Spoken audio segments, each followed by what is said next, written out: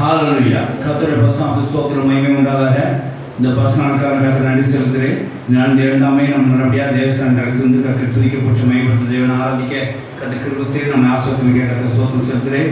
கர்த்தர் வாழ்க்கையில் ஏராளமான நன்மை செய்திருக்கிறார். அதுக்கெல்லாம் தேவனுக்கு நன்றி செலுத்த கடமைப்பட்டிருக்கிறோம். அது புறான நாட்களும் கூட நம்ம தேவசனியாக்கும் தேவன் தொண்டு கொண்டு தேவனை ஆராதிக்க கர்த்தர் நம்ம கிருபை இறக்கம் பாடுறதுக்காக கர்த்தருக்கு ஸ்தோத்திரம் செலுத்துகிறேன். அப்படி உங்கள் நிறையானும் கர்த்தர் பாக்கியத்தையும் சாக்கியத்தையும் கர்த்தர் அடியானுக்கு தந்திருக்கா கர்த்தருக்கு நன்றி செலுத்துகிறேன். கர்த்தர் ஸ்தோத்திரம். ஹalleluya. இப்போ கைக்கு திறந்து ஒரு சில வசனம் வாசித்து கர்த்தர் நம்ம கொடுக்க போகிற வானம் நாம் புசித்து நம்ம ஆய்வு பலப்படுவோமாக. பரிசுத்த அப்போஸ்தலனாகிய பவுல் தீமோத்தேயுவுக்கு எழுதின 2ஆம் நிருபம் 3ஆம் அதிகாரம் 16-17 வாசிக்கலாம். 2 தீமோத்தேயு 3:16-17 வாசிக்கலாம். வேத வாக்கியங்கள் எல்லாம் தேவாவினால் அருளப்பட்டிருக்கிறது. தேவனுடைய மனுஷன் தேறினவனாகும் எந்த நிலைக்கு செய்ய தகுதி உள்ளவனாகும் இருக்கும்படியாக அவைகள் உபதேசத்துக்கும் கடிந்து கொள்வதற்கும் சீர்திருத்தத்துக்கும் நீதியை படிப்பதற்கும் ரோஜனமுள்ளவர்களாக இருக்கிறது. ஆமென். ஹalleluya. கர்த்தருடைய ஸ்தோத்திரம் மகிமை உண்டாதாக. அப்போஸ்தலன் பவுல் இளமொழியாக தீமோத்தேயுக்கு எழுதுறத பார்க்கிறோம். வேத வாக்கியத்தை அசட்டை பண்ணக்கூடாது. வேத வாக்கியத்தை கவனம் செலுத்த வேண்டும். வேத வாக்கியங்களை ஞாபகம் வைத்திருக்க வேண்டும். வேத வாக்கியங்கள் எப்பவும் வாயில் இருக்க வேண்டும் என்கிற காரியத்தை அது உணர்த்தபடியாக இந்த காரியத்தை எழுதுகிறார். நீ சிறுவது முதல் கற்ற இந்த வேத வாக்கியங்கள் எல்லாம் ஞாபகம் வைத்துக் கொண்டு செயல்படணும்னு சொல்லி இந்த வசனத்தை வாசிக்கிறோம். அப்படியே வேத வாக்கியங்கள் எல்லாம் தேவாவினால் அருளப்பட்டிருக்குது. அந்த அது வந்து மனுஷனை தேர்வனாக்கும் எந்த நேரத்தில் செய்ய தகுதியுள்ளதாக்கும். அவைகள் உபதேசம் படிக்க முடியாது பயன்படுத்திக்கலாம், கடிந்து கொள்வதற்காக பயன்படுத்திக்கலாம், சீர்திருத்தம் உண்டாக செய்யலாம், நீதியை படிப்பதற்காக பயன்படுத்திக்கலாம். இப்படி பிரோஜனமுள்ளதாக இருக்குன்னு சொல்லி தீமோத்தேயுக்கு அப்போஸ்தலன் பவுல் எழுதுறதை பார்க்கலாம். தேவனுடைய ஸ்தோத்திரம் உண்டாக. வேத எழுத்துக்கள் உங்கள் வாழ்க்கையில் என்னவா இருக்கும்? பிரோஜன உள்ளவர்களாக இருக்கும். ஆமென். ஹalleluya. சில வேத வசனங்கள் நமக்கு இனிமையாக பார்க்கிறோம். சில வேத வசனங்கள் நமக்கு சீர்திருத்துவதை பார்க்கிறோம். சில வேத வசனங்கள் நம்மளை திடப்படுத்துகிறதை பார்க்கிறோம். சில வேத வசனங்கள் நமக்கு ஆறுதல் படுத்துகிறதை பார்க்கிறோம்.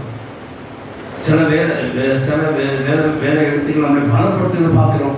சில வேத எழுத்துக்கள் வல்லமையாக நிரப்பி நாம் திடப்படுகிறதை பார்க்கிறோம். சில வேத எழுத்துக்கள் நம்ம உயிர்ப்பிக்கிறதை பார்க்கிறோம். சில வேத எழுத்துக்கள் நம்ம நோயை சுகமாக்குறதை பார்க்கிறோம். இப்படி வேத எழுத்துக்கள் பல பரிவாரங்களை நம்ம மத்தியிலே வேலை செய்து கொண்டிருக்கிறது. ஆனால் நமக்கு அது எப்படி அது எப்படியாக என்ன பரிமாணங்கள் வெளிப்படுது என்று சொல்லி நமக்கு தெரியவில்லை. நம்ம ஆராய்ந்து பார்க்க போனால் ஒரு 12 விதத்திலே நம் வாழ்க்கையிலே வேதவசனம் நமக்குள்ளே 12 பரிவாரங்களே, அதாவது 12 விதமாய் நமக்கு இந்த வேதவசனங்கள் நம் வாழ்க்கையில் வெளிப்படுறதை நாம் உணரலாம். அது வேதாமத்திலிருந்து நமக்கு எடுத்து பார்க்க நாட்களில் பார்ப்போம். நமக்கு அது உதவியாக இருக்கும் ஃபீச்சர். அதாவது என்னென்ன பரிமாணங்களிலே வேத வாக்கியம் நமக்கு வந்து அடைகிறது என்கிறதை பார்க்க வேண்டும். தேவனுடைய ஸ்தோத்திரம் உண்டாதாக. இப்போது டாக்டர் வந்து மருந்து கொடுக்குறாரு. என்ன டாக்டர் எத்தனை விதமாக மருந்து கொடுக்குறாரு, எத்தனை பரிமாணங்கள் அவர் மருந்து கொடுக்குறாரு சொல்லுவோம். ஹாஸ்பிட்டலில் எப்படிலாம் மருந்து கொடுக்குறாரு?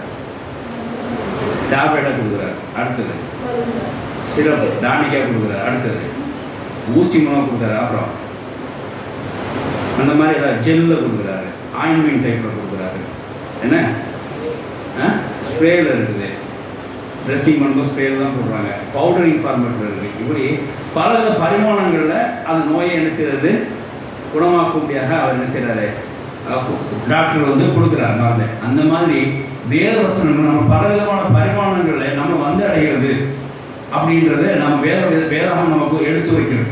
அது என்னன்னு சொல்லி நாங்கள் சுருக்கமாக பார்ப்போம்.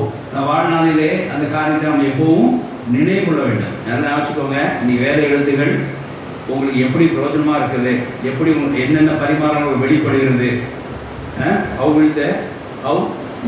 God's words revealed to us என்கிற பார்க்கணும். எப்படி வேதவசனம் நமக்கு வெளிப்படுது, என்னென்ன பரிமாணங்கள் நம்ம வந்து அடைகிறது, அது என்ன விதமான பெனிஃபிட்ஸ் நமக்கு இருக்குது, என்ன பிரயோஜனமாக இருக்கிறது, என்ன விதமான யூஸ்ஃபுல் திங்ஸ் அது இருக்குது அப்படின்றத பார்க்கணும். அது வேதவசனம் என்ன சொல்லுது பாருங்க. 14 வசனம் வேத வாக்கியெல்லாம் தேவனா அருளப்பட்டிருக்கு போட்டிருக்குது.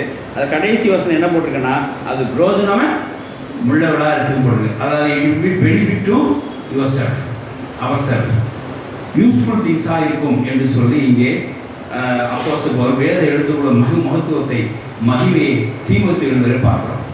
அப்படியே நாங்கள் தியானிப்போமாக. எவ்விதமாக வேதவசனம் நமக்கு எவ்விதமான வருமானங்களாக நம்ம வந்து எட்டுகிறது, எவ்வளவான பெனிஃபிட்ஸில் நம்மளுக்கு அடைகிறது, எவ்வித பெனிஃபிட்ஸ் தருகிறது, எவ்வளோ யூஸ்ஃபுல் திங்ஸாக இருக்கிறது என்கிறத பார்ப்போம். முதலாவது பாருங்கள், சுருக்கமாக ஒரு 12 பாயிண்ட் தான், சுருக்கமாக எழுதிக்கோங்க. முதலாவது பாயிண்ட், வேதவசனம் நமக்கு சுத்தமான ஒரு பாலாக இருக்கிறது. வேதவசனம் எப்படி இருக்குது? பால், மில்க். சிறு குழந்தைகளுக்கு நம்ம பால் கொடுக்கறது உண்டு. ஏன் தெரியுமா?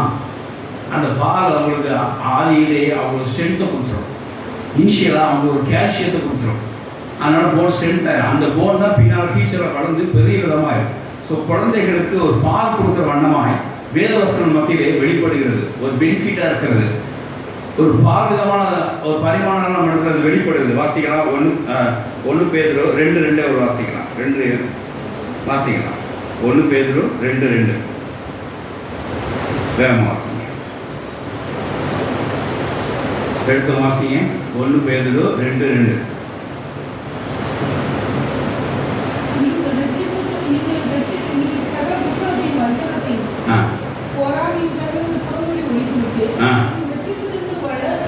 நீ ரட்சிப்பு கேட்டு வளரும்படி, towards the growth for the salvation, வளரும்படி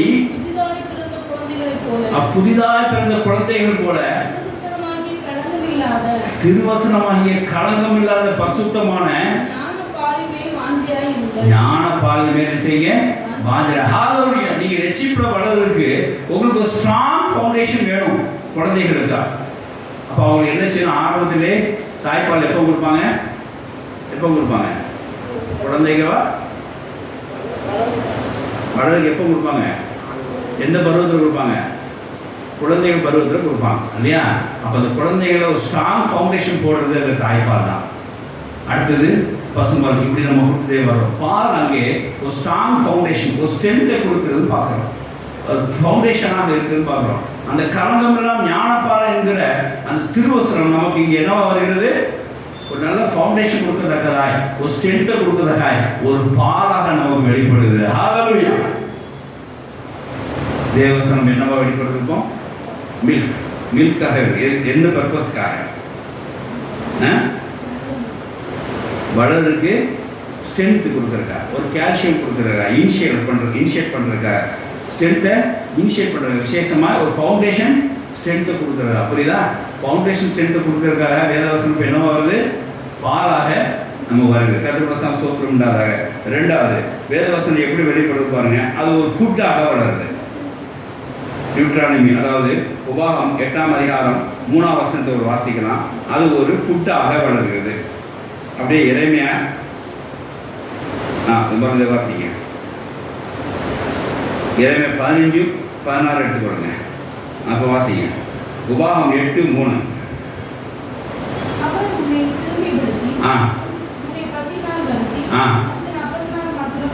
மனுஷன் அப்பத்தில் மாத்திரமல்ல, கர்த்தருடைய வார்த்தையில் பிழைக்கிற ஒவ்வொரு வார்த்தையினால் அவன் பிழைப்பான் என்பதை உனக்கு உணர்த்தும்படியாக உனக்கும் உன் பிதாக்களுக்கும் அறியாது இருந்த மன்னாவினால் உனக்கு போஷித்தா. ஹalleluya. வா, அங்க பாருங்க. அங்க என்ன சொல்றது? கர்த்தரோட வார்த்தையினாலே, அப்பத்தில் மாத்திரமல்ல, கர்த்தரோட வார்த்தையினால் பிழைப்பானா என்ன அர்த்தம்? அது என்னவா இருக்கு? வேதவசனம் இடத்துல ஃபுட்டா என்னவா இருக்குது? ஃபுட்டா பிழைத்திருக்கத்தக்கதாய், சாப்பாடு கொடுக்கத்தக்கதாய், பிரெட்டாக, பானமண்ணாவாக, அப்பமாக அங்கே வெளிப்படுது. நீங்கள் அப்பம் சாப்பிட்டு தான் உயிர் ஒன்றுன்னு நினச்சிட்டு இருக்கிறோம். ஆனால் தேவன் வார்த்தையை கொடுத்தா என்ன செய்யுமா? பிழைப்பாடும். அப்படிதான் அந்த 120 சொன்ன உடனே ஆண்டவரே ஒரு வார்த்தை சொல்லும் போது வேலைக்காரன் சுஸ்தமாவான்னு சொன்னார். அப்படியே வார்த்தை அனுப்பினார். அவன் பிழைத்தான். அவனுக்கு பெரிய அப்பம், அவனுக்கு வானத்தின் மன்னா அவன் கொடுக்கப்பட்டது உயிர்ப்பித்திருக்காங்க. தேவனுடைய வசனம் ஸ்தோத்திரம் உண்டாதாக. எரேமியா 15ஆம் அதிகாரம் 16 வாசிக்கும் போது இந்த வசனமானது சொன்ன உடனே உட்கொண்டாராம். ஏன் உட்கொண்டார்?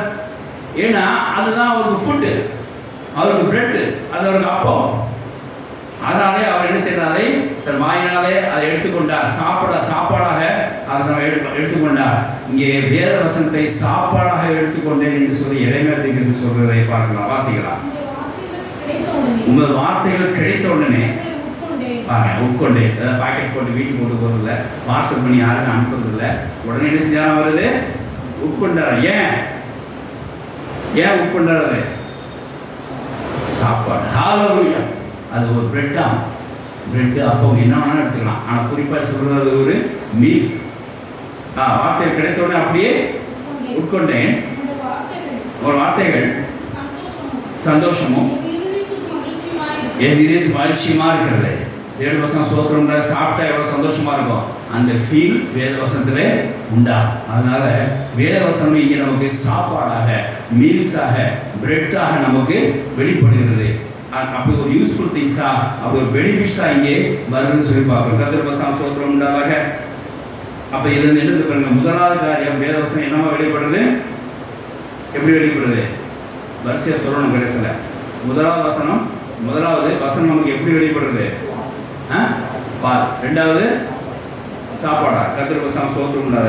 மூணாவது இந்த சாப்பாடு எதுக்கு, நான் எப்படி சொல்லிட்டேன், சாப்பாடு எதுக்கு, மகிழ்ச்சியும் சந்தோஷத்தையும் நமக்கு உண்டா. இறைமை எதுக்கு சாப்பிட்டாரு, வசந்த சாப்பாடா எதுக்கு சாப்பிட்டாரு, மகிழ்ச்சியும் சந்தோஷம். பால் எதுக்கு கொடுக்கப்பட்டது, ஒரு ஸ்ட்ரென்த்து. நான் சொல்றது ஒரு புரிஞ்சிருக்கும். ஒவ்வொரு விதமாக ஒவ்வொரு பரிமாணங்களாக வேத வசனம் உங்களுக்கு வெளிப்படுதுன்னா அது எதுக்காக வெளிப்படுறது நீங்கள் தெரிஞ்சுக்கணும். என்ன அர்த்தத்தில் அது வெளிப்படுதுங்கிறது தெரிஞ்சுக்கணும். எதுக்காக இந்த உருவத்தில் வருது அப்படின்னு நீங்கள் தெரிஞ்சுக்கணும். பாலாக உங்களுக்கு வருதுன்னா எதுக்காக வருது, குழந்தைகளை பலப்படுத்த ஒரு ஃபவுண்டேஷன் ஸ்ட்ரென்த்துக்காக வருது.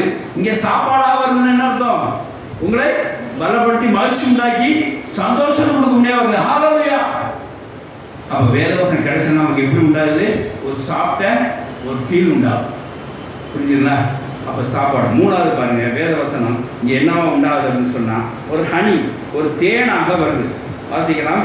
சங்கீதம் 19ஆம் அதிகாரம் 10-11 வசனம் வாசிங்க. 11 வாசிங்க பாருங்க. சங்கீதம் 19-11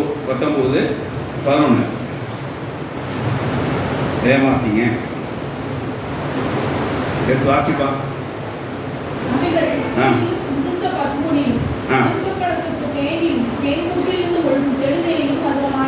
தெளித்தேனில் மதுரமாக இருக்கிறது. ஹல்லேலூயா. அது 10ஆம் வசனம் வாசின்னு தெரியும். அது வேத வசனம் பற்றி சொல்லப்பட்டு வாசிக்கலாம். அதையும் அப்போ 8ஆம் வசனம் வாசிங்க. வேத வாக்கியம் எல்லாம்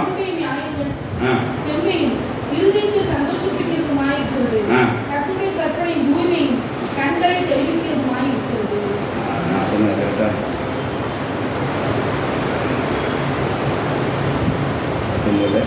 7ஆம் வசனம் வாசிங்க. இருக்குது. 19ஆம் ஏத்திலே அந்த வேத வசனத்தை பற்றி சொல்லிக் கொண்டிருக்கும் போது தான் அது இப்படி அந்த உருவத்தில் நம்ம வந்து அடைகிறதுன்னு சொல்லி பார்க்கிறோம். அது என்ன உருவம் பாருங்க, 10ஆம் வசனம். பொன்னிலும் நீண்ட பசு தேனிலும் தேன் கூட்டிலிருந்து ஒழுகும் தெளித்தேனிலிருந்தும் தெளித்தேனும் மதுரமூலமாக இருக்கிறது என்கிறத பார்க்கிறோம். இங்கே ஒரு தேனாக வேத வசனம் நமக்கு வந்து அடைகிறது. அது சாப்பிட்டா எப்படி இருக்குமா, தெளித்தேன், தேன் கூட்டு விழுகிற தெளித்தேன் மாதிரி இருக்குமா, மிக்சிங் இல்லாமல் கலப்படம் இல்லாமல் சுத்தமாக நம்மளை வந்து அடையும். அப்படி இருக்குது, அப்படி மதுரமாக இருக்கிறது என்று சொல்லி வேதவசம் மதுரமாக சொல்லி சங்கீதக்காரன் எழுதியிருக்கிறான். இங்கே தேன் எதுக்கு கொடுக்கப்படுறது தெரியுமா? இங்கே தேனாக அவங்களுக்கு எதுக்கு வருதுங்க, தேன் என்ன செய்ய, அந்த காலத்தில் தேன் என்ன தெரியுமா, நோயற்று இருக்கிற ஒரு மருந்தாகும். ஹல்லேலூயா. எல்லாமே என்ன செஞ்சாங்க, தேனை வச்சு தான் நிறைய வியாதியை சுகமாக்கினாங்க. இங்கே தேனாக ஒரு வசனம் வருது அப்படின்னா அது உங்களை சுகமாக்கிறதுக்காக வருது. ஆமென். ஹல்லேலூயா. அது உங்களுக்கு டேஸ்ட் பண்ணுறதுக்காக, நீங்கள் அது மூலமாக உணர்வடையத்தக்கதாய், பலப்படத்தக்கதாய், ஒரு தெளிவுடத்தக்கதாய், தெளித்தேனாய் தேவ வசனம் மத்தியில் காணப்படுறது. ஆமென். ஹல்லேலூயா. அப்போ பாருங்க, நம்மளை வந்து சில வியாதிகளுக்கு மருந்தாக நம்ம ஏற்கனவே சொன்னேன், டாக்டர் ஒவ்வொரு அமைப்பாக மாத்திரை கொடுக்குறார், ஆயின்மெண்டாக கொடுக்குறார், சிறப்பாக கொடுக்குறார். இந்த இடத்துல கர்த்தர் வார்த்தை நமக்கு தேனாக வருதுன்னு சொன்னால் நோயை குணமாக்குறதுக்கும் நம்ம ஒரு தெரிந்த ஒரு சுத்தமுள்ளவர்கள் ஆக்குறதுக்காக வருகிறது. ஹல்லேலூயா. விசேஷமாய் நம்ம டேஸ்ட் பண்ணி பார்க்கறது இனிமையாக இருக்கத்தக்கதாய், நோயை நீக்கி போட்டு இனிமையாக இருக்கத்தக்கதாய் நமக்கு தெளித்தேனாக தேவவசனம் வருகிறது. ஆமென், ஹல்லேலூயா. அவன் மூன்றாவது காரியம், தேவவசனம் நமக்கு எப்படி வெளிப்படுறது? ஹனி. ஃபர்ஸ்ட்டு மில்க், ரெண்டாவது ஃபுட்டு, மூணாவது ஹனி, தேனா வருது. கர்த்தருக்கு ஸ்தோத்திரம் உண்டாதாக. நாலாவது காரியம், கர்த்தருக்கு ஸ்தோத்திரம் உண்டாதாக. எபேசியர் 5ஆம் அதிகாரம் 26 வாசிக்கும் போது அது நமக்கு நீராக வருகிறது, ஒரு வாட்டராக, ஜலமாக வேதவசனம் நமக்கு உள்ள வருகிறது. தண்ணீர் மூலமாய் தண்ணீராக வேதவசனம் நமக்கு ஒரு பரிமாணங்களாக வெளிப்படுகிறது. வாசிக்கலாம். எபேசியர் 5:26. நாம் அதை திருவசனத்தை கொண்டு தண்ணீர் சுத்திகரித்து பரிசுத்தமாக இருக்கும். ஆமென், ஹல்லேலூயா. தண்ணியா திருவசனத்தினால் தண்ணீர் முழுக்கினால் சுத்திகரிக்கப்படுகிறோம், பரிசுத்தமாக்கப்படுகிறோம் என்று சொல்லப்படுது. திருவசனத்தால் நாம் இப்போ என்ன செய்யறோம்? குளிப்பாட்டப்படுறோம்னா ஞானஸ்தானத்தை இங்கே சொல்லப்படுது. அப்போ என்ன அர்த்தம் அப்படின்னா, திருவசனத்தால் எதுக்கு என்ன செய்யறோம்? திருவசனத்தால் தண்ணீர் போல நாம் அதை குடிக்கப்பட்டு நம்ம என்னவா மாறுகிறோம்?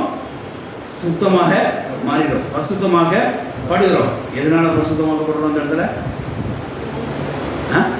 ஞானஸ்தானம், அது தண்ணீர் ஞானஸ்தானம் பரிசுத்தமாக்கப்படுறோம். எதனால உண்டாயிடுச்சு? அது வசனத்தினால உண்டாகும். அப்போ வசனம் இங்கே என்னவா வெளிப்படுகிறது? தண்ணீரால் உண்டாகும். தண்ணீராக வெளிப்படுது, ஜலமாக வெளிப்படுது. இது எதுக்கு தெரியுமா? நான் சொல்ல ஒவ்வொரு காரியம் எப்படி வெளிப்படுது அது ஒரு அர்த்தத்தையும் சொல்லுகிறேன். இது எதுக்குன்னா நம்மளை சுத்தப்படுத்துறதுக்காக, நம்மளை க்ளீன் பண்ணுறதுக்காக, நம்மளை வாஷ் பண்ணுறதுக்காக நமக்கு தண்ணீராக கொடுக்கப்படுறது. ஆமென், ஹல்லேலூயா. எப்பவும் சுத்தமாக இருக்கிறதுக்காக தண்ணீர் கொடுக்கப்படுகிறது, எப்பவும் பசுத்தமாக இருக்கிறதுக்காக நமக்கு தண்ணீர் கொடுக்கப்படுகிறது. அது வேத வசனமாக நமக்கு கொடுக்கப்படுகிறது. தேவனுடைய வசனம் ஸ்தோத்திரம் உண்டாதாக. அப்படியே நம்ம இங்கே வாசிக்கிறோம் ஒரு வசனம், யோவான் 4ஆம் அதிகாரம் 13-14 வாசிக்கும் போது இயேசு கிறிஸ்து இப்படி சொல்கிறார், இந்த தண்ணியானது உனக்கு வசனம் மூலமாக, என் வார்த்தை மூலமாக உனக்கு தண்ணி உண்டாகும். அது ஒரு நாள் தாகம் வராது, அது முன்னாடி வந்து கொண்டே இருக்கும், ஜீவ ஊற்றாக இருக்கும். நீ என்ன கேட்டிருப்பாய், அதை நான் தந்திருப்பேன். அந்த வார்த்தையை தான் உனக்கு ஜலத்தை உண்டாகி இருக்கும், அது நிரந்தரமாக வந்திருக்கும், பெர்மனண்ட் ஒரு நீருட்டாக இருக்கும், அது வாட்டராக சொல்லி இயேசு கிறிஸ்து அந்த ஸ்திரீக்கு விளக்கம் கொடுக்குறது பார்க்கலாம், வாசிக்கலாம். நான் கொடுக்கும் தண்ணீரை குடிக்கிறவனுக்கோ ஒரு காலம் தாக்க முடியாது. ஹல்லேலூயா. நான் அவனுக்கு கொடுக்கும் தண்ணீர் அவனுக்குள்ளே நித்திய ஜீவ காலமாய் ஒரு நீரூற்றாக. ஹல்லேலூயா. தேவ வசனம் கர்த்தர் கொடுத்த வார்த்தையானது அந்த ஜீவ ஊற்றாக மனிதனுக்குள்ளது எழும்பும், அது உள்ளது வந்து கொண்டே இருக்கும். அதனால அவனுக்கு என்ன உண்டாகவே ஆகாது? என்ன உண்டாகாது? தாகம் உண்டாகாது. தண்ணீரை தேடணும் அவசியம் இல்லை. தண்ணீர் எப்பவும் அவன்கிட்ட இருக்கிறனாலே, பசுத்தாவியான எப்பவும் அவன்கிட்ட இருக்கிறனாலே அவனுக்கு என்ன உண்டாகும்? சுத்தம் உண்டாகும், பசுத்தம் உண்டாகும். ஹல்லேலூயா. அதே வசனத்தை ஆரம்பத்தில் சொல்ற 10ஆம் வசனம் வாசிங்க. நீங்க கேட்டு நான் கொடுத்தமானால் அது வார்த்தைகளுக்கு அடிப்படையாக சொல்லப்பட்ட ஒரு வசனமா வாசிக்கலாம். நான் வார்த்தை தான் தருகிறேன், அந்த வார்த்தை உனக்கு என்ன உண்டாகும்? ஜீவ ஊற்று உண்டாகும். ஜீவ ஊற்றுனா அந்த இடத்துல பசுத்தாவின்னு அர்த்தம். அது தண்ணீர் உண்டாகும், அதனால் தாகம் உண்டாகாது. அதனால் நீ சுத்தமாகவே இருப்பா, எப்போதும் வந்து கொண்டே இருக்கும் என்று சொல்லி பசுத்தாவை குறித்து அங்கே இந்த வார்த்தையினால் வெளிப்படுகிறதை அங்கே பார்க்கிறோம், வாசிக்கலாம். ஏன்னா பிற்பாடு இயேசு சீடர்கள் என்ன செஞ்சா தெரியுமா? அது ஊதி அவர்கள் பசுத்தாவை அனுப்பினா சொல்லி பார்க்கிறோம். வாயினாலே அந்த பசுத்தாவை அனுப்பினா சொல்லி பார்க்கிறோம். அதனால வார்த்தையானது அங்கே ஜீவ ஊற்றாய் வருகிறது, தண்ணியாக வருகிறது, தாகத்தை தீர்க்க வருகிறது. விசேஷமாய் நம்மளை சுத்தம் செய்யும்படியாக பசுத்தமாக்குவதற்காக ஜீவவசனம் நமக்கு வெளிப்படுது. ஆமென், ஹல்லேலூயா. வாசிக்கலாம். 10ஆம் வசனம் வாசிங்க. இயேசுவுக்கு பேதுருமாக நான் யாரும் உனக்கு தெரிஞ்சதுன்னா நீயே அவரை கேட்டிருப்பாய், அவரோட ஜீவ தண்ணீர் கொடுத்துருப்பார். எப்படி கொடுத்துருப்பாரு? நீங்கள் மோண்டு கொடுத்துருப்பாரா? ஒரு கப்பல் அப்படி கிடையாது. வாய் வார்த்தையிலே அவர் என்ன உண்டாகுவாங்க? அவர் சரின்னு சொல்லிட்டாரு போதும், அங்கே என்ன உண்டாகுவாங்க? ஜீவ வார்த்தை உண்டாகும். ஜீவ வார்த்தை ஜீவ உண்டு பண்ணும், நிரந்தரமாக ஜீவ வந்து. ஆனால் தாக முடியாது. எப்போதும் அவர் என்ன செய்யலாம்? சுத்தமாக அசுத்தமாக இருக்கலாம். ஆகையினாலே இங்கே தேவனுடைய வார்த்தையானது, தேவனுடைய வசனமானது தண்ணீர் முழுக்கினால் நம்மை சுத்தமாக்கி அசுத்தமாக்க பார்க்கிறோம். ஆமென், ஹல்லேலூயா. ஆகியால் இங்கே வசனம் நமக்கு என்னவா வெளிப்படுகிறது? என்ன வெளிப்படுகிறது? வாட்டராக வெளிப்படுகிறது. ஆமென், ஹல்லேலூயா. இப்போ மறுபடியும் சொல்கிறேன். ஃபஸ்ட்டு வசனம் எப்படி நம்ம வெளிப்படுகிறது, எந்த பரிமாணங்கள் நம்ம வெளிப்படுது பார்த்து கொண்டிருக்கிறோம். முதல்ல பால் மில்காக வருகிறது, ரெண்டாவது ஃபுட்டாக வருகிறது, சாப்பாடாக வருகிறது, மூணாவது ஹனி தேனாக வருகிறது, நாலாவது இங்கே என்ன வருகிறது? தண்ணீராக வருது, வாட்டராக வருது. கர்த்தருக்கு ஸ்தோத்திரம் இல்லாத ஐந்தாவது காரியம்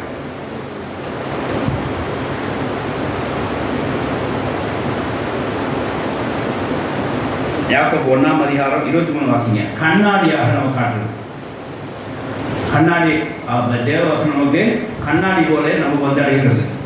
கண்ணாடியை பார்த்தீங்கன்னா என்ன, கண்ணாடியில் என்ன பெனிஃபிட்ஸ் ஆகும் அப்படின்னா, இருக்கா வேதவசனம் கண்ணாடினா அது கண்ணாடியில் என்ன பெனிஃபிட் உண்டாகும்? நம்ம முகத்தை பார்ப்போம், முடியல செய்கிறோம், இங்கே பார்க்குறோம், நம்ம முகத்தை கண்ணாடியில் பார்க்குறோம், உடனே என்ன செய்வோம்? முடியல செய்வோம், சரி செய்வோம்.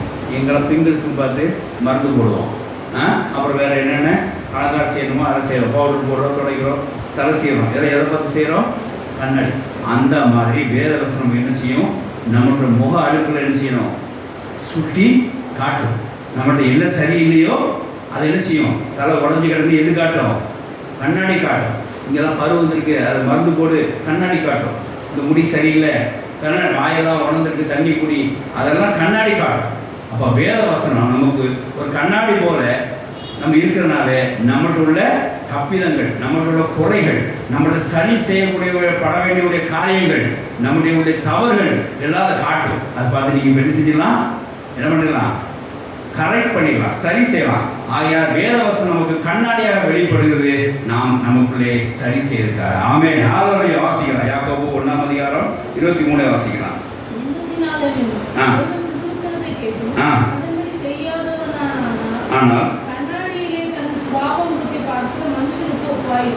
ஆனால் தேவவசனம் சோத்திரம் உண்டாத. ஏன்னா ஒரு வசனம் கேட்டு அதை செய்யாமல் இருந்தால் எப்படி இருப்பானா? கண்ணாடியை தன் முகத்தை பார்ப்பான், அது என்ன குறைகளாக சொல்லும், ஆனால் சரி செய்யாமல் அப்படி போகிறவனா இருக்கக்கூடாது. அதை பார்த்து என்ன செய்யணும்? கண்ணாடியில் முகத்தை பார்த்து எப்படி சரி செய்யணும், அதே போல் வேதவசனத்தை பார்த்து என்ன செய்யணும்? நாம் நம்மளே என்ன செய்யணும்? சரி பண்ணணும். வாசிக்கலாம். ஹல்லேலூயா.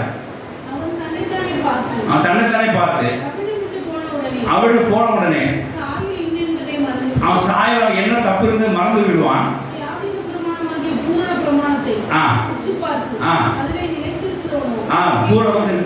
பூர்ண பிரமாணத்தை உச்சு பார்த்து நிலைத்திருக்கிறவனும் கேட்கிற மனக்கிறவன் இல்லாமல் அதுக்கு கிரியை செய்வனா இருந்து தன் செயல பாக்கியமான.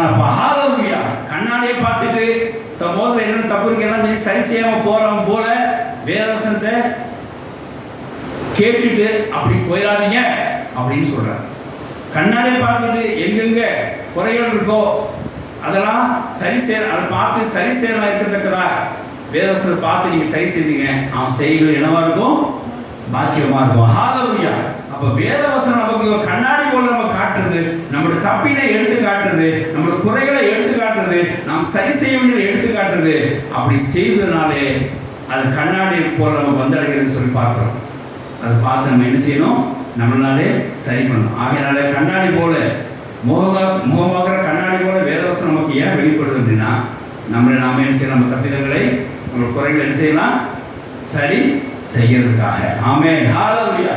ஆகையினால் இங்கே ஐந்தாவது காரியம், வேதவசனம் நமக்கு என்னவா வருது?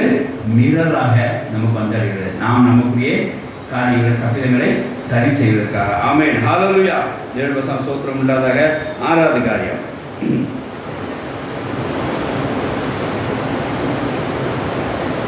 எரேமியா 23:29 வாசிக்கலாம். ஒரு சுத்தியல் கொண்டு நமக்கு வேதவசனம் காணப்படுகிறது. நாம் கல்லான இதயத்துள்ளவர்களாக இருப்போம், உடைக்க முடியாத ஒரு கடின நெஞ்சு உள்ளவர்களாக இருப்போம், கற்பாறை உள்ள நெஞ்சு உள்ளவர்களாக இருப்போம். ஆனால் வேதவசனம் உடைச்சி தூளாக்கி ஒரு மென்மையான ஒரு காரியத்தை கொண்டு வந்து சேர்த்து விடும். கல்லை உடைக்கத்தக்க ஒரே பவர் நீ வேதவசனம் தான். ஹல்லேலூயா. கல் போன்ற நெஞ்சங்களை உடைக்கத்தக்கதுக்கு நீங்க ஒரே காரியம் வேதவசனம் தான். வேதவசனம் ஒரு கல் போன இதயத்தை உடைத்து தூளாக்கி மென்மையான இதயத்துக்கு மாற்றும் வேதவசனம். ஆமென், ஹல்லேலூயா. வாசிக்கலாம். எரேமியா 23, 29 வாசிக்கலாம். என் வார்த்தை அக்கினி போலும் செம்பட்டி போலும், சம்மட்டி அடிச்சு நொறுக்கிற ஹேமர் போலும், சுத்தியில போலும் இருக்குதல்லோ. ஹalleluya. எந்த இருதயமும் சரி, எந்த கடினமும் கர்த்தர் வார்த்தையை அந்த இதயத்தை உடைக்கவும். கல் நெஞ்சு போட்டு இருந்த பார்வனை கர்த்தர் வார்த்தையை உடைத்தது. ஆராதனைக்கு அனுப்பிவிட்டான்.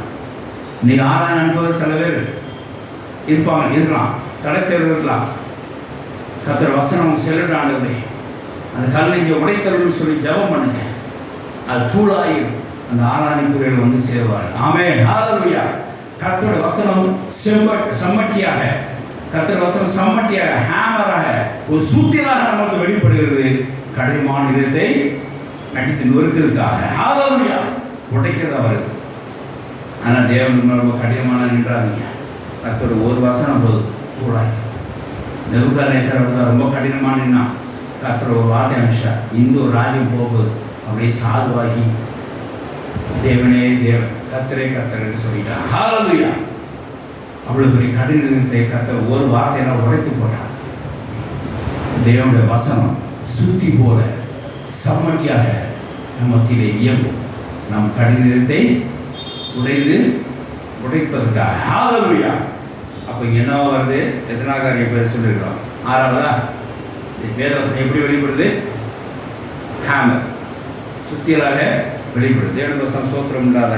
அடுத்தது வாசிக்கலாம். எபிரேயர் 4ஆம் அதிகாரம் 12. இன்னொரு வாசிங்க. எபேசியர் எபிரேயர் 4:12, எபேசியர் 6:17 வாசிக்கலாம். எபிரேயர் 4:12 வருவாங்க. அது ஒரு வாளாக, ஒரு ஸ்வாடாக, ஒரு கத்தி போல செயல்படுது. இந்த பக்கம் குத்தி அந்த பக்கம் வெளியே வந்து அது என்னத்தை பதிக்க நினைக்கிறதோ அதை பதிச்சு விடும். நீங்க பதிக்கக்கூடாதுன்னு நினைப்பீங்க. என்ன சில ஃப்ரூட்ஸ் எப்படி சாப்பிட முடியும்? நறுக்கி தான் சாப்பிட முடியும் இல்லையா? அப்போதான் அது உள்ளே போய் சேரும். அப்போ சில இருதயங்களை சில வார்த்தை உள்ளே போனால் கேக்கு போல வெட்டினா தான் அது உள்ள நிச்சயம் உள்ளே போய் நிற்கும். அப்போது பிரெட்டுக்குள்ள நம்ம ஜாம் வைக்கணும்னு நினைச்சணும். பிரெட்டுக்குள்ள ஜாம் வைக்கணும் நினைச்சணும். பண்ண நிச்சயம் கீரி அதுக்குள்ளே நிற்போம் ஜாம் தான். அப்படி கத்தியாக செயல்படுறதா என்பது வேத வசனம். வாசிக்கலாம். எபிரேயர் 4:12. ஜீவன் வல்லமை பவர்ஃபுல்லாக உள்ளது. Life and powerful. இருபுறம் ரெண்டு பக்கம் ஷார்ப்பா. ஆத்துமாவையும் ஆவியும் செய்யும். கண்களை ஊனையும் பிரிக்கத்தக்கதாய், உருவக்குற்றதாயும், இதயத்து நினைவுகளையும் யோசனைகளையும் வகையறுக்கத்தக்கதாயும் இருக்கிறது. 7 வருஷம் சோத்திரம் உண்டாதாக. அப்போ பாருங்க, இங்கே கத்தி எதுக்காக பயப்படுறது அப்படின்னா, ரெண்டாவது ஒரு காரியத்தை பிரிக்கிறது. இந்த கத்தி இருந்து என்னவா பிரிக்குது? ரெண்டாவது பிரிக்கும். என்னென்ன பிரிக்கும்? எப்படி பிரிக்கும்?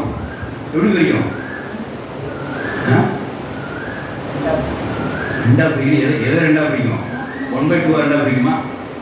அசுத்தத்தின் பசுத்த நிச்சயம் அது பிரிக்கும். புழுதியும் சுத்தத்தையும் தனித்தனியும் பிரிக்கும். சுத்தத்துக்குள்ள புழுதி போட்டு வச்சேன்னா அந்த அறை கெட்டு போய், பசுத்துக்குள்ள அசுத்தம் போட்டு வச்சேன்னா அசுசியம் அந்த இது என்னமா இருக்கும்? அழுக்காது பாருங்க. ஆத்மாவையும் எதையெல்லாம் பிரிக்குது பாருங்க.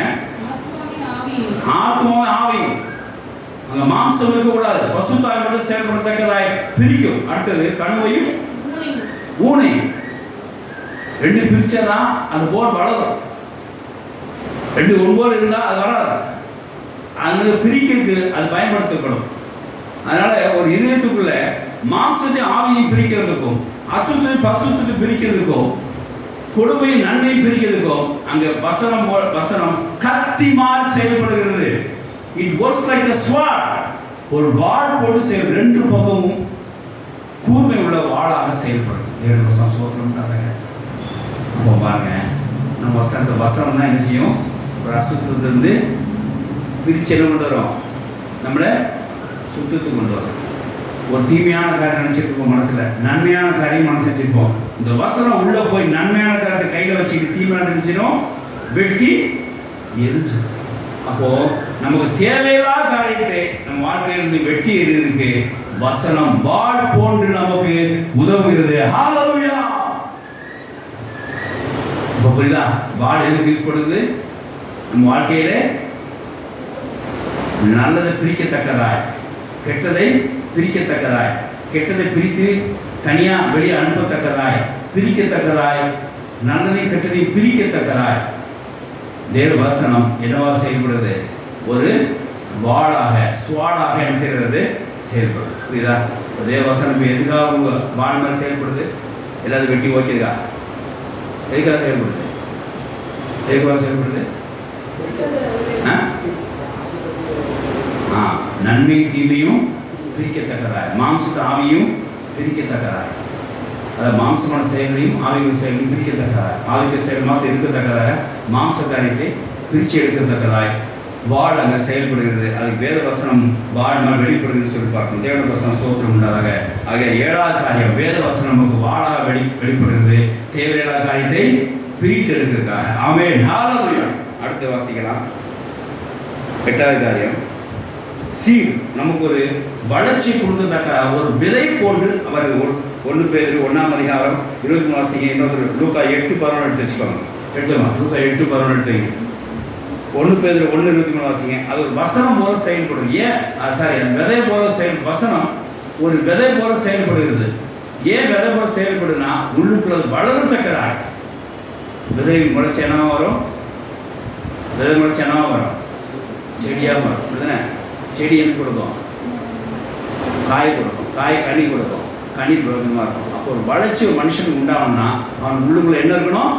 வசனங்கிற விதை அங்கே இருக்கணும், காணப்படணும். ஆகையால வசனம் நமக்கு நம் வாழ்க்கையிலே விதையாக வெளிப்படுகிறது.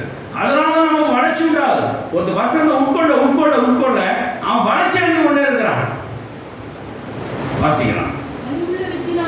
அழிவுள்ள வித்தினால் அல்ல, என்றென்றைக்கும் நிலைநிற்கிற செய்யல ஜீவனுமாகிய தேவ வசனமாகிய அழிவில்லாத வித்தினாலே மறுபடியும் ஜென்மிக்கப்படுகிறோம். அழிவில்லாத ஒரு விதையினாலே விதைக்கப்படுகிறோம். அதனால புதிதாய் பிறந்த குழந்தை கூட நாம் ஜென்மிக்கப்பட்டு வளர்ந்து கொண்டு வருகிறோம். இந்த வித்து, இந்த விதை கர்த்தராகிய இயேசு கொடுத்தான். பசுத்தாவே நமக்கு கொடுக்கப்பட்டார். இந்த வித்து இருக்கிறனால பாவம் செய்ய மாட்டான், வளர்ந்து கொண்டே தான் வருவான். ஹalleluya. சங்கீதம் 1 பார்க்கிறோம். வேதவசனம் படிக்க என்னவா மாறுவான்? இரவு போல வேதவசனம் தியானம் பண்ண என்னவா மாறுவான்? என்னவா மாறுவான்? வாசிக்கலாம். சங்கீதம் 1:3. அவன் அந்த விதையானதை எப்படி செயல்படுது பாருங்க. அது விதை நீர்கால விதை என்ன செய்ய எங்க வைக்கிறோம்? வேதவசனம் இரவு பகலும் படிக்க. நான் 2 வருஷம் வாசிங்க. இரவு பகலும் கர்த்தருடைய வேதத்தில் பிரியமா இருந்து இரவும் பகலும் அவருடைய வேதத்தை தியானம் பண்றவன் மனுஷன் பாக்கியவான். அவன் அந்த வசனமானதை இரவு தியானம் பண்றதுனால விதையாய மனசுல உள்ள போனதுனால அவன் நீர்க்கால்கள் நடப்பட்ட போல தன் காலத்தின் கனியை கொடுத்து இலையுள்ள மரத்தை போல இருப்பான். அவன் செய்வதெல்லாம் வாக்கியம். ஒரு வளர்ச்சி அடைவான், ஒரு கனி கொடுப்பான். இப்படியாக வேதவசனம் அவனுக்கு என்னவா செயல்படுகிறது? விதை கொடுக்கிறவனாய் விதையாக செயல்படுது. இப்போ வாசிக்கலாம். லூக்கா 8:11 வாசிங்க.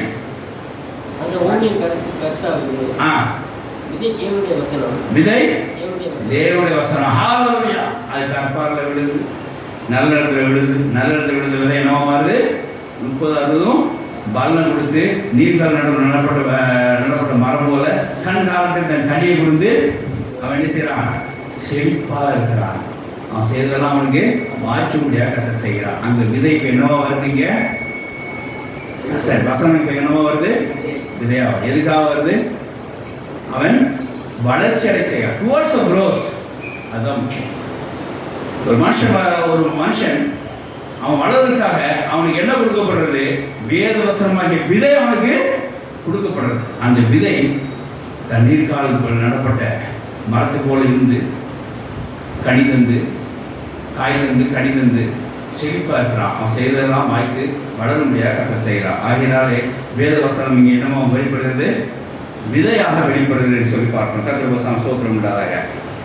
9வது காரியம், 9னா 9வது காரியம், அது நமக்கு சொத்து போல இருக்கிறது. வேதவசனம் நமக்கு என்னவா இருக்கு? சொத்து, ஒரு அசட். இன்னைக்கு இன்னைக்கு இந்தியாவில் எதை வச்சு பணத்தை நிர்ணயிக்கிறாங்க தெரியுமா? எதை வச்சு நிர்ணயிக்கிறாங்க? என்ன சொத்து வச்சு? ஒரு வீடு, பைக் வச்சுலாம் ஒரு பணத்தை நம்ம நிர்ணயிக்கல. பணத்தோட வேலையை எதை வச்சு மதிப்பிடுறாங்க? எதை வச்சு மதிப்பிடுறாங்க பணத்து வேலையை? கோல்டுன்ற ஒரு அசட். இந்த அசட் வச்சு தான் நம்ம இந்தியன் வேலையை நம்ம நிர்ணயிக்கிறோம். அப்படிதான் நமக்கு வேத வசனம் என்னவா இருக்கிறது? ஒரு அசட், அசையாத சொத்தா இருக்கிறது, கோல்டா இருக்கிறது. ஹல்லேலூயா. வாசிக்கலாம் சங்கீதம் அதே 19:10 வாசிக்கலாம். சங்கீதம் 19:10. வேத வசனம் நமக்கு கோல்டாக இருக்கிறது, ஒரு அசட்டாக இருக்கிறது, அசையாத சொத்தா இருக்கிறது. எது இழந்தாலும் வேத வசனத்தை இழக்க முடியாது. ஹல்லேலூயா. வேத வசனம் ஏன்னா வேத வசனம் என்னவா இருக்கிறது? தங்கம் போன்று. வேதம் போல வேதம் என்னவா இருக்கிற நமக்கு? தங்கம் போல சொத்தாக இருக்கிறது. ஒருவனுக்கு எது கிடைக்கிறான்னு வேதவசம் கிடைச்சுன்னா போதும், ரொம்ப சந்தோஷமா இருப்பான். ஏன்னா அவன் பெரிய ஆஸ்தியே தான், அவன் பெரிய சொத்தே தான். தங்கம் போல வேதவசனம் இருக்குது. ஆனால் அவன் எதையும் நினைச்சுவான், துணிஞ்சு இறங்குவான். வாசிக்கலாம் சங்கீதம் 19:10.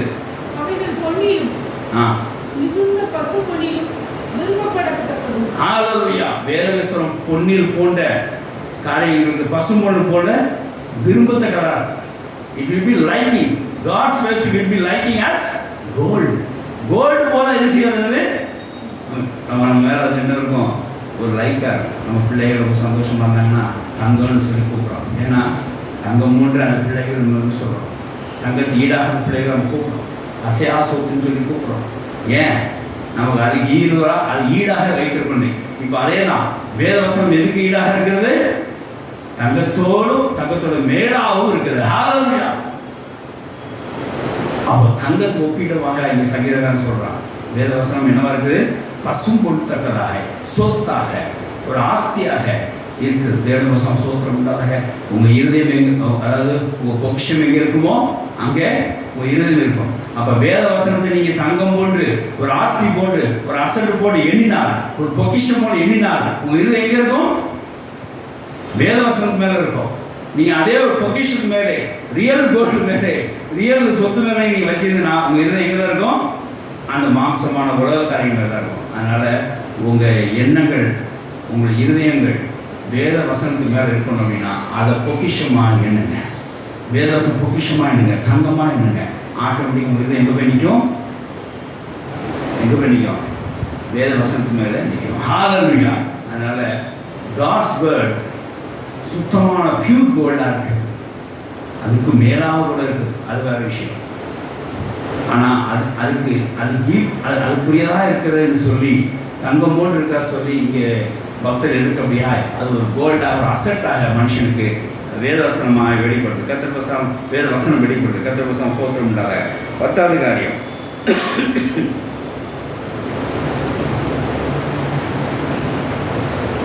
நமக்கு அது ஒரு ஆசீர்வாத மழையாக வருகிறது. வேதவசனம் எப்படி வருது? ஒரு ஆசீர்வாத மழை கொண்டு வருது. அதாவது இந்த இடத்துல என்ன சொன்னா, கனி கொடுக்கறதுக்காக, ஈடு உண்டு பண்ணுறதுக்காக. ஒரு வறட்சி இருக்கும், ஆனால் உங்களுக்கு கனி கொடுக்க முடியாமல் இருப்பீங்க. அதனால அப்போ அந்த இடத்துல நீங்கள் கனி கொடுக்க முடியாமல் மாறணும்னா, ஒரு ஆவிக்குரிய கனி கொடுக்க மாறணும்னா அந்த இடத்துல வேதவசனம் வேணும். வேதவசனம் உங்களை ஆவிக்குரிய கனி கொடுக்கிறதுக்கு பயன்படுத்தப்படும். அப்போ ஒரு வேதவசனம் உங்களுக்கு கனி கொடுக்கலாய் மாற்றும். அப்போ இங்கே வேதவசனம் என்னவா வருது? ஒரு கனி கொடுக்கலாய் வருது.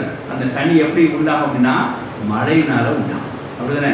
சும்மா ஒரு விதை விதைச்சா போதுமா? அதுக்கு என்ன வேணும்? அதுக்கு மழை வேண்டாமா? தண்ணி வேண்டாமா? அந்த தண்ணியாக வேதவசனம் வரும்போது அது விதை என்ன செய்யாது?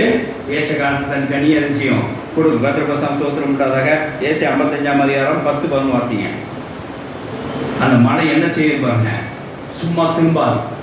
அது போய் பூமியில் போய் ஒருவனுக்கு கனி கொடுத்ததுக்கு பின்பு தான் அது திரும்ப வரும். வெறுமையாக மழை வந்து சேராது. அப்படியே என்னுடைய வார்த்தைகள் இருக்குன்னு சொல்லி தேவன் சொல்கிறார். ஹல்லேலூயா. என் வசனம் ஒரு இடத்துக்கு உள்ள போச்சுன்னா அது ஆவிக்குரிய கனியை அவன் கொடுத்ததுக்கு அப்புறம் தான் திரும்பி வரும். அது வரைக்கும் வசனம் அங்கே செயல்படும், கிரியை நடப்பிக்கும், வல்லமையோடு அங்கே இருக்கும், சும்மா திரும்பாதுங்கிறார். ஹல்லேலூயா. இப்போ காற்று நான் போய் அடிச்சு கொண்டு போயிட்டே இருக்கும், ஆனால் மழை கிடையாது. மழை பெஞ்சினா நேரத்தில் என்ன உண்டாகும்? நார்மலாக பாருங்கள், மழை பெஞ்சு முடிஞ்சால் ஒரு சில காலம் அங்கங்கே வரும், ஒரு அங்கங்கே ஒரு புல் முளைக்கும் இல்லையா? அதுதான் சொல்கிறேன், மழை என்ன செய்யாது, ஒரு காலத்துக்கும் வேஸ்ட்டுங்கிறதே ஆகாது. அது ஏன்னா அந்த மழை கனி கொடுக்காம என்ன செய்யறது, திரும்ப. ஹல்லேலூயா. அப்படியே தேவ வார்த்தையும் இருக்கும். ஆகையால் ஆசீர்வாத மழை கொடுக்கத்தக்கதாக, கனி கொடுக்கத்தக்க தேவ வசனம் மழையாக வெளிப்படும். ஆமென். ஹல்லேலூயா. வாசிக்கலாம். ஏசி 55. என் வாயிலிருந்து புறப்படும் வசனமும் அப்படியே என் வாயிலிருந்து புறப்படும் வசனமும் இருக்கும்.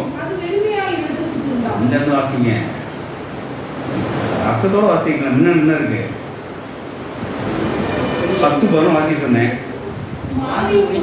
அப்புறம் ஒரு அர்த்தத்தோட வாசிக்கணும். எதுக்காக சொல்றாங்கன்ட்டு, மாரியும் உறைந்த மழையும் வானத்திலிருந்து இறங்கி நான் அனுப்புற மழையானது என்ன செய்யும் அப்படின்னா, அவ்விடத்துக்கு திரும்பாமல் பூமியை நினைத்து அது நீர்க்கால உள்ள இடமா ஆக்கி, அதான் அர்த்தம்.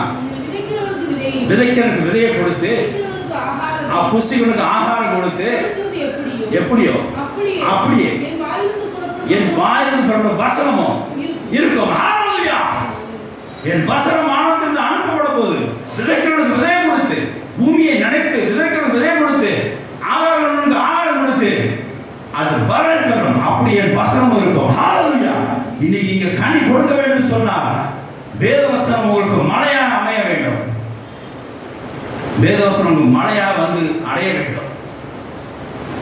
மாரியும் உறைந்த மழையும் பூமியை நினைத்து விதைக்கிறவனுக்கு விதையும் ஆகாரம் கொடுத்து, எப்படியோ அப்படியே வசனமும் என் வாயிலிருந்து வசனமும் இருக்கும். வாசிக்கலாம். அது வெறுமையான திரும்ப வராத மழை. நான் விரும்புவதை அது செய்யும், கனி கொடுக்கும். தேவோட வார்த்தை நம்மளை, தேவோட வார்த்தை மழையானது நம்மளை என்ன செய்யும், கனி கொடுக்க வைக்கும். நான் விரும்பினதை செய்யும், நீங்க விரும்பினது அல்ல. ஹல்லேலூயா. கர்த்தர் விரும்பினதை உங்க வாழ்க்கையில் நடக்குது என்று சொன்னால் தேவவசனம் மத்தியிலே கிரியை செய்துட்டு நடத்தும். ஹல்லேலூயா. நாம விரும்பினது நமக்கு நடக்குதுன்னு சொன்னா தேவவசனம் அங்க கிரியை செய்ய இடம் கொடுக்கலன்னு அர்த்தம். அதனால எப்பவுமே நாம் விரும்பினது நடக்குன்னு நினைக்காதீங்க. தேவன் நடக்கிறது விரும்புறது நடக்கும்னு நினைங்க. அப்போதான் தேவவசனம் நமக்கு என்ன செய்யாது, கிரியை செய்ய. வாசிக்கலாம். நான் அனுப்பின காரியத்தை வாய்க்கப்படும். ஹல்லேலூயா. அது சும்மா திரும்பாது. நான் அனுப்பிச்ச மழையானது, வசனமானது சும்மா திரும்பாது. அது என்ன செய்யும், கனி கொடுக்கும். அது நான் அனுப்பின காரியத்தை செய்யும், வாய்க்கும். நான் நினைச்சதை, குறிப்பா நான் விரும்பினதை என்ன செய்யாது, நடப்பித்து காட்டும். ஆமென். ஹல்லேலூயா. தேவவசனம் ஒண்ணுதான் நம் வாழ்க்கையிலே தேவன் நினைக்கிறதை நடத்தி காட்டும். ஹல்லேலூயா. தேவவசனம் ஒண்ணுதான் தேவன் நம்ம பத்தி நினைக்கிறது நடத்தி காட்டும். இங்கே அதனால் தேவவசனம் மழை போல் பொழிந்து பூமியை நினைத்து விதைக்கிறவனுக்கு விதையும் ஆகாரம் கொடுத்து எப்படி அதை விளைய செய்தோ அப்படியே கர்த்தருடைய வசனமானது கர்த்தர் நினைக்கிறதை நடப்பிக்க செய்து அவர் செய்ததை அவர் அங்கே காரியத்தை வாய்க்க செய்யும். ஆகையினால வேத வசனம் இங்கே மழை போல வெளிப்படுகிறது, நாம் கனி கொடுக்க முடியாது. ஹல்லேலூயா. வாசி இப்போ எத்தனாவது 10ஆயிடுச்சா?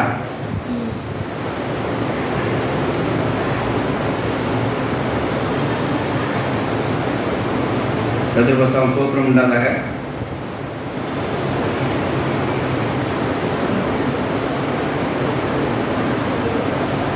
சங்கீதம் 119, 105. வேதவசனம் நம் வாழ்க்கையிலே வெளிச்சம் போன்றதா.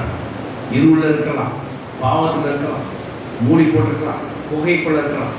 ஆனால் கர்த்தர் வசனம் வந்துச்சாங்க என்ன உண்டாயிரும், வெளிச்சம் உண்டா. அப்போ இது என்ன, வேத வசனம் இங்கே லேம்பாக வருகிறது. ஹல்லேலூயா. என்ன இருக்குது, லேம்பாக வெளிச்சமாக லைஃப் சோர்ஸாக வேதவசனம் வாசிக்கலாம். உங்களோட வசனம் என் கால்களுக்கு தீபம், லைட் போல, அப்புறம் என் பாதைக்கு வெளிச்சம் போல, பிரைட்னஸாக இருக்கும் என்று சொல்லி பக்தன் சொல்கிறான். ஆகையினாலே கர்த்தரோட வசனமானது எந்த இருள் இருந்தாலும் சரி, எந்த நீ கஷ்டத்துல எந்த காரணம் இருந்தாலும் சரி, கர்த்தரோட வசனத்தை படிச்சு பாருங்க, அங்கே ஒரு லைட் சோர்ஸ் உண்டாகும், ஒரு வெளிச்சம் உண்டாகும். அதனால அந்த இருள் வந்து நீ என்ன செய்யலாம், வெளியே வரலாம். பெரும்பாலும் இருளோட வெளியே வராமல் இருப்பாங்க. ஏன் தெரியுமா? கதவு இங்கே இருந்து தடவிட்டே இருப்பாங்க. இருள் என்ன செய்யுது தெரியாது, நைட் சோர்ஸில் இருள் தெரியாது. அப்போ அது தெரியல, வேதவசனம் தெரியலனாவும் ஒரு வழி உண்டா. அந்த வழி யாரு? இயேசுவையும் ஏதாவது பாட்டு போகணும். இயேசுவே ஏ வழியும் சத்தியமும் ஜீவமாக இருக்கு. கர்த்தரோட வார்த்தையானது அந்த வழியை கர்த்தரோட வார்த்தையானது வெளிச்சம் இருக்கிறதுனால அந்த வெளிச்சம் என்ன காட்டும்? இயேசுவை காட்டும், வெளிச்சம் அந்த வழியை காட்டும். அதனால கர்த்தரோட வசனம் இங்கே ஒரு லைட் சோர்ஸாக, ஒரு பல்பாக, ஒரு லேம்பாக நம்ம இடத்துல வந்து அடைகிறது. ஆமென், ஹல்லேலூயா. அதனால் பயப்படாங்க. எந்த இருட்டுனாலும் சரி, என்ன காரணம் சரி, என்ன துன்பங்கள்னாலும் சரி, வேத வசனத்தை படிங்க, வெளிச்சம் வரும், இருளை நீக்குங்க, கர்த்தர் வழி உண்டாகும். ஆமென், ஹல்லேலூயா. ஆகிய வேத வசனம் என்னவா வருகிறது? ஒரு லைட் சோர்ஸாக நமக்கு வருது. கர்த்தருக்கு ஸ்தோத்திரம். ஒரு பல்பாக வருகிறது. அடுத்தது 12வது ஃபயராக இருக்கிறது. வேதவசனம் ஃபயராக இருக்கிறது. தேவையில்லாத குப்பைகளை என்ன செய்வது? எரிச்சு கொடுக்கும். என்ன செய்யணும்? நமக்கு அப்படிதான் சில வாழ்க்கையில் சில தீ எண்ணங்களை என்ன செய்யணும்? அடித்து உதச்சி கெட்டிலாம் வைக்க முடியாது. அது என்ன செய்யணும்? You should be fired. அடித்து நொறுக்கி என்ன செய்யணும்? சாம்பல் ஆக்கணும். வாசிக்கலாம். அதே எரேமியா 23-29 வாசிக்கலாம். வாசிக்க எரேமியா 23-29.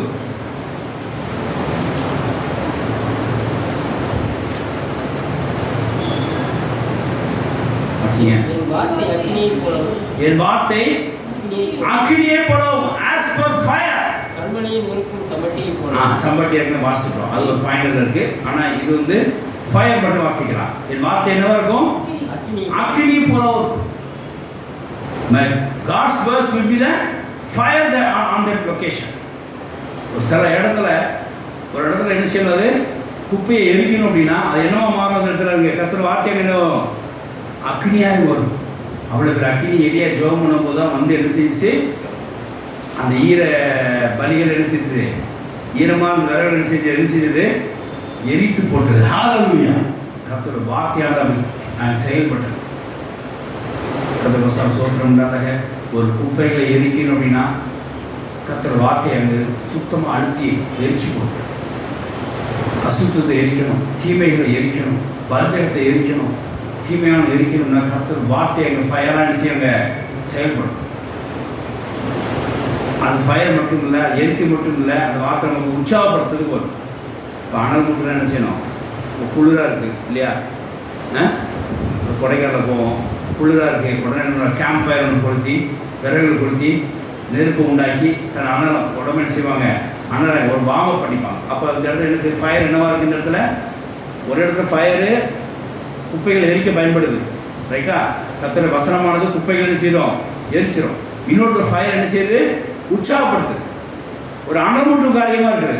பாருங்க, யோவான் 20 வாசிக்கும் போது அந்த வசனம் இயேசு பேச பேச பேச அவங்க இருபது என்ன இருக்குதான்? எம்மாசேஷன் இருபது என்ன? இயேசு வசனம் பேச பேச என்னவா இருந்துதான்? கொழுந்துட்டு இருந்துச்சான். ஒரு உற்சாகப்படுத்திச்சான். அப்படியே அனல் உள்ளுக்க பரவிச்சான்.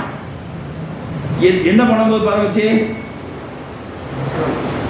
இயேசு பேசிட்டு இருக்கிற வார்த்தை என்ன செஞ்சு? உள்ளுக்குள்ள ஒரு அனல் போல ஏற்பட்டது. ஹல்லேலூயா. இன்னைக்கு நீங்க வசனம் பேசுங்க, மத்திய உயிரிழந்த அனல் எழுவோம், உற்சாகம் ஊட்டும், கொழுந்துட்டு எரியும். ஹல்லேலூயா. ஏன்னா இது வேத வசனம். நீங்க உணர்ந்து கொள்ளத்தக்கதாய் கொழுந்து விட்டு எரியும் வசனம். நீங்கள் ஒத்துக்கொள்ளத்தக்கதாய் வசனம் கொழுந்து விட்டு எழுதும். நீங்கள் அனமூட்டி உற்சாகப்படத்தக்கதாய் வசனம் கொழுந்துட்டு எரியும். நீங்கள் குளிர சோது போகாபடிக்கு அலர்ட்டாக இருக்கத்தக்க, அனல் மூட்டத்தக்கதாய் உற்சாகப்படத்தக்காய் தேவவசனம் உங்களுக்கு கொழுந்து மூட்டி எரியும்.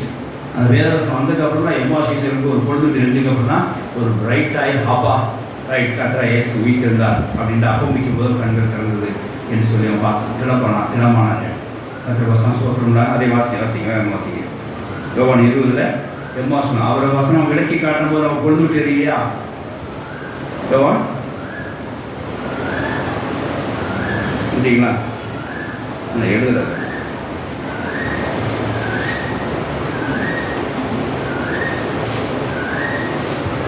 யோவான்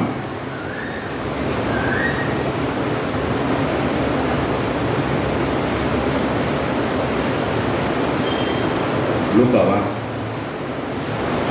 சரி, எல்லாம் தெரிஞ்ச வசனம் தான். ஆகையினால் எம்மாவு சீஷர்களுக்கு இயேசு வசனத்தை விளக்கி சொல்ல சொல்ல அவர்கள் இருதயம் கொழுந்துட்டு இருந்து சொல்லி சாட்சி சொன்னாங்க. ஆகையினாலே தேவ வசனம் ஒரு அக்கினி போன்ற முகத்திலே செயல்படுது. அந்த அக்கினி ஒரு கூட்டத்தில் இருக்கிறோம். அந்த தேவ வசனம் வெளிவரும்போது குப்பைகளை எரிக்கும்.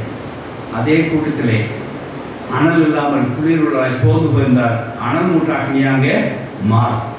ஆகினால வேத வசனம் அனல் போன்று அக்னி போன்று மத்தியில் இறங்கும். நம்ம குப்பைகளை எரிக்க நம்ம ஆத்மாவை உயிர்ப்பிக்க பலப்படுத்த விசேஷமாய் அனல் மூட்டி உற்சாகப்படுத்த தேவ வசனம் அக்னியா மத்தியில் வெளிப்படும். ஆமென், ஹல்லேலூயா. யோவான் லூக்கா 24:30 பார்த்தீங்கன்னா அந்த எம்மா சீஷர்களை இயேசு வசனம் சொல்ல அவர் என்ன செஞ்சார்கள்? இருதயம் கொழுந்துட்டு இருந்தது. அவங்க அனல்மூட்டப்பட்டார்கள், உற்சாகமாக தேவ வசனம் சோத்திரம் உள்ளதாக. ஆகிய 12 விதமான காரியங்களை பரிமாணங்களிலே தேவ வசனம் நம்மளை அடைகிறது.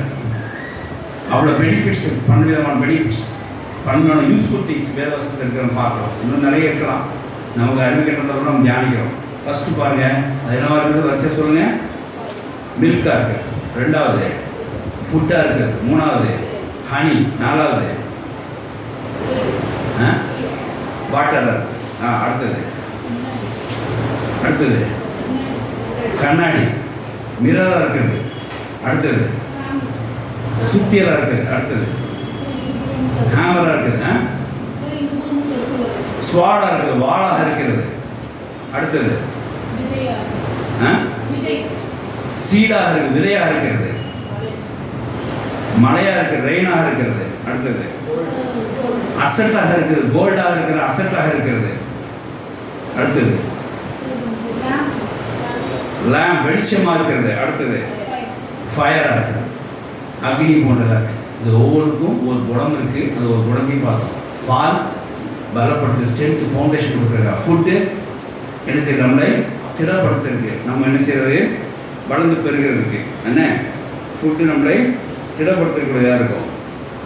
அடுத்தது ஹனி, நம்ம நோய்களை என்ன செய்யும்? சுத்தம், நமக்கு நோய்களை நீக்கிறதுக்கு இனிமையாக கொடுக்கப்பட்டிருக்குது.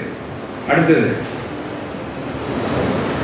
நீர், நம்மளை சுத்தம் பண்ணுறதுக்காக கொடுக்கப்பட்டிருக்குது. அடுத்தது சுத்தி, கடிமானத்தை உடைக்கிறதுக்காக. அப்புறம் அசுத்தத்தையும் சுத்தத்தையும் பிரித்ததுக்காக வாழாக கொடுக்கப்பட்டிருக்குது. அடுத்தது விதை, நம்ம இன்னும் வளர்ந்து பெருக முடியாக, நல்ல பெரிய சாட்சியாக நிற்க முடியாக. யாக்கோபு அவன் என்ன செய்வான்? யாக்கோபு கனியை ஏற்ற காலத்தை கொடுத்து என்ன செய்வான்? பெரும் மலம் செய்வான், வருவான் இல்லையா? அதுக்காக அது சாட்சியாக நிற்கத்தக்கதாய் ஒரு சீடு போல கொடுக்கப்பட்டது. சீடு வளர்ச்சி பெறும்படியாக, நமக்கு சொத்தாக கொடுக்கப்பட்டது, கோல்டாக சொத்து போல வைக்க வேண்டும். இருதயமாக வசனங்கள் காணப்படணும், பொக்கிஷமாக வைக்க வேண்டும் சொல்லி கொடுக்கப்பட்டிருக்குது. வெளிச்சத்துக்காக கொடுக்கப்பட்டது, இருளுக்கு வெளியே வர்றதுக்காக. அப்புறம் நம்ம கனி கொடுக்கத்தக்கதாய், ஆசீர்வாதம் மழையாக அது நம்ம வெளிப்படுது. அசுத்தம் எரிக்கத்தக்கதாய், நம்ம அனல் மூட்டி நாம் உற்சாகப்படத்தக்கதாய், சோர்வை நீக்கிப்படத்தக்கதாய் ஃபயராக கொடுக்கப்படுது. இப்படி 12 காரியங்களை வேத வசனங்கள் நமக்கு இந்த மாதிரி பரிமாணங்களை வெளிப்பட்டு நம்மளை என்ன செய்யுது? ஸ்ட்ராங்காக்கி, பலப்படுத்தி, சுத்தம் பண்ணி, க்ளீன் பண்ணி, நம்ம உற்சாகப்படுத்தி, நம்மளை இருளிருந்து வெளியே வர செய்து, மாசத்தை தனியாக பிரித்து, அசுத்தத்தை எரித்து, விதையப்பட்டு வளர முடியாது செய்து, கனி கொடுக்க முடியாது செய்து, இருளிலிருந்து வெளிச்சத்தை காமிச்சு வெளியே வர செய்து, நோய் நீக்க முடியாத தேனை கொடுத்து நம்மளை அப்படியே ஒரு சாட்சியாக நம்மளை வைக்கிறது. இது எப்படின்னா வேதவசனம் பல சிச்சுவேஷனில் இப்படியே வரும். சில சோர்ந்து போகும்போது அது அக்னி வசனமாக வெளிப்படும். சில வியாதிப்பட்டிருக்கும் போது தேனாக மருந்தாக அந்த வசனம் வெளிப்படும். சில இது வீக்காக இருக்கும்போது சாப்பாடாக வெளிப்படும். சில இது நடந்து எந்திக்கவே முடியல அப்படின்னு சொல்லும்போது பாலாக அங்கே வசனமாக வெளிப்படும். சில நேரத்தில் பாவத்தில் இருக்கும்போது வெளியே வர்றதுக்காக வெளிச்சமாக வெளிப்படும். சில நேரத்தில் கனி கொடுக்கறதுக்காக மழையாக வெளிப்படும். சில நேரத்தில் நம்ம தேவைகளுக்கு அந்த வசனம் ஒரு கோல்டாக அசட்டாக வெளிப்படும். சில நேரத்தில் கடின இடத்துல உடைக்கிறதுக்கு சுத்தியாக வெளிப்படும். அப்புறம் அசுத்தத்தையும் சுத்தத்திற்காக வாழாக வெளிப்படும். இப்படி ஒவ்வொரு சிச்சுவேஷன் தகுந்த மாதிரி வேதவசனம் இந்த 12 பரிமாணங்களே வெளிப்படும். இன்ன வரைக்கும் நமக்கு அப்படிதான் வெளிப்பட்டுருக்கு, இன்னும் வெளிப்படும். ஆகையினால இந்த வசனத்தை நீங்கள் என்ன செய்யணும்? ஒரு காலம் வாயிலிருந்து பிரியப்படாது. யோசுவா 1:8 முடிக்கலாம். ஆகையினாலே தொடர்ச்சியாக வேதவசனத்து மேலே கான்சன்ட்ரேட் பண்ணுவோம்.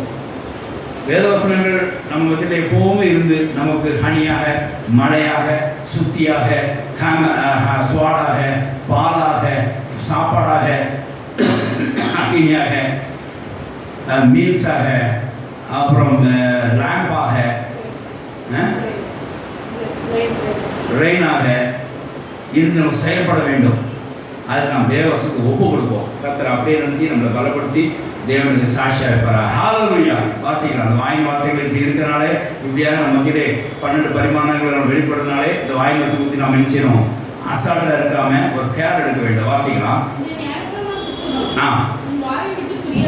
உன் வாயை விட்டு இங்கே பார்த்துக்கோங்க, இந்த வேத எழுத்துக்கள் வாயை விட்டு தெரியாது இருப்பார். ஹல்லேலூயா. இது எழுதி செய்ய கவனமாக இருக்கு. இரவலும் தியானித்து கொண்டே இருக்கு. உன் வழியை வாய்க்க போகலாம். இங்கிலீஷில் யூ வில் கெட் ப்ராஸ்பரிட்டி, செழிப்பு உண்டாகும் சொல்லி போடுறேன். புத்திமான நீங்கள் வாழ்க்கையிலே நினைச்ச காரியம் நிறைவேறணும் அப்படின்னா, நீ நினைக்கிற காரியம் வாய்க்க பண்ண வேண்டும் அப்படின்னா வேத வசனத்தில் எப்போவுமே உங்கள் வாயிலே இருக்கின்ற செஞ்சு பழகுங்க. அது உங்களுக்கு தேனாக, பாலாக, சாப்பாடாக, ரெயினாக, ஃபயராக, சுத்தியாக, வாளாக, வெளிச்சமாக, ஹனியாக வெளிப்பட்டு அது உங்களை என்ன செய்யும்? புத்திமான ஆகும். நீங்கள் செய்ய வேண்டிய காரியத்தை அது செய்து முடிக்கும். நீங்கள் நினைக்கிற காரியம் உங்களுக்கு வாய்க்கும்படியாக இந்த வேத எழுத்துக்கள் உங்களுக்கு பிரோஜனமாக இருக்கும் என்று வேதம் நமக்கு பரிந்து வைக்கிறது. ஆமென். ஹல்லேலூயா. ஆகிய வேதவசனத்தை கடைபிடிப்போம், வேதத்தை நடப்போம், தேவாசம் பெற்றுக்கொள்வோம், கர்த்தருக்கு சாட்சியாக இருப்போம். கர்த்தர் இந்த வார்த்தையை ஆசீர்வதிப்பாராக. ஆமென். ஹல்லேலூயா. ஹல்லேலூயா. நாம் அப்படியே தேவனை சோதரிப்போமாக. ஹல்லேலூயா.